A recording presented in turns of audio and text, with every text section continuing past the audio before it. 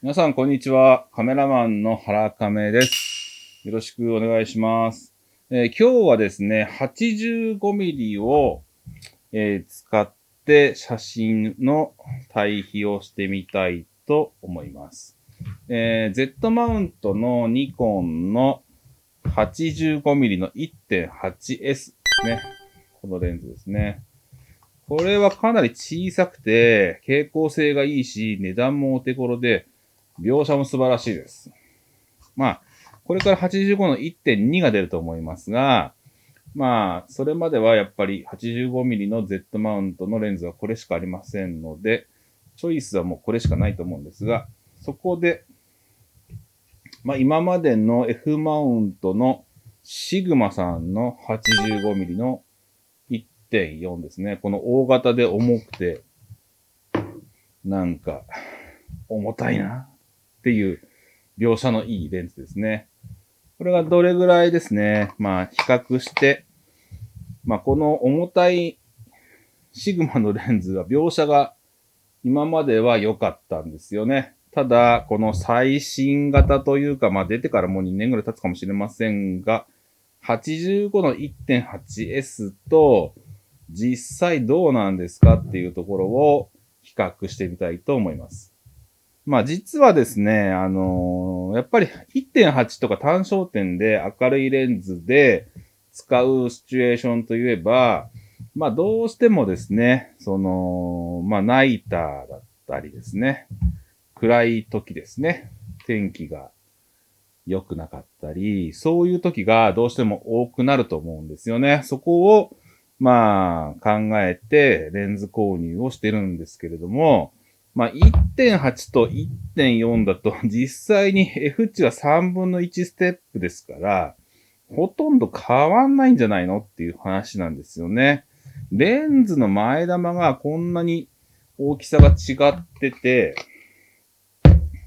果たして描写が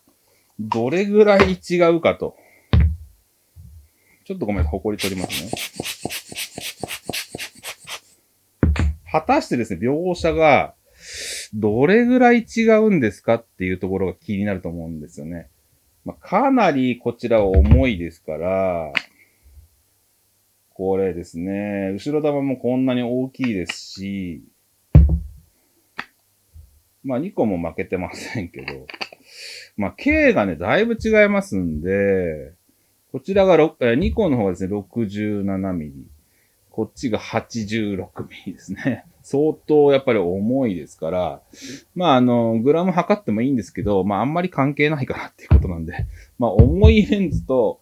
軽くて、まあ新型というか新型ですね。まあこれに比べたらね、どっちが、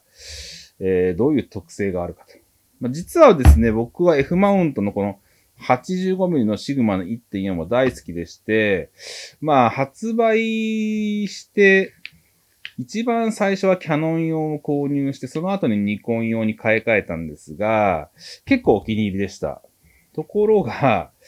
やはり Z マウントの 85mm ってかなり